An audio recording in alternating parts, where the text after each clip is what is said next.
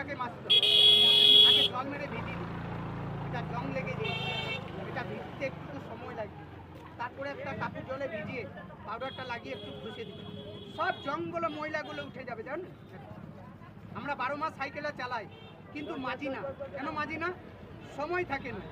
আমার কাছে পাউডারটা কিনে সময়টা একবার বার করুন না।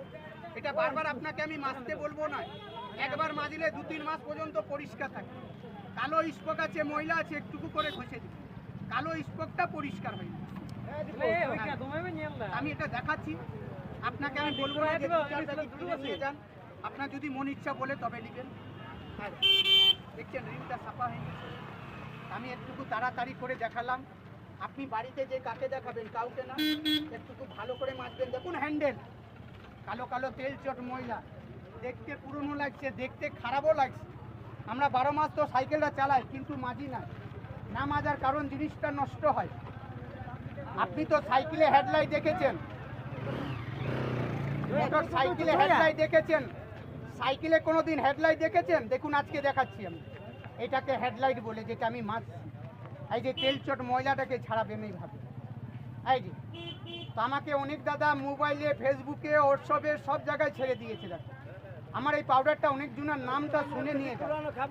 হ্যাঁ দেখো, মাজার পরে যখনই শুকে যাবে একটা কানি ছিঁড়া দিয়ে মুছবে।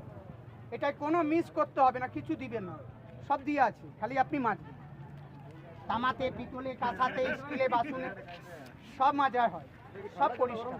দেখছো যে কোনো জল, খালি কাপড়টা ভিজলে হলো, মানে কাপড়টা ভিজলেই হলো। সাদা জলে মাজো, ময়লা জলে মাজো, 20 টাকা করে। আপনার যে কোনো সাইকেল পুরনো যদি আছে, একবার মাজবেন, এইভাবে রিংগুলো পরিষ্কার হবে। 2-3 মাস জিনিসটা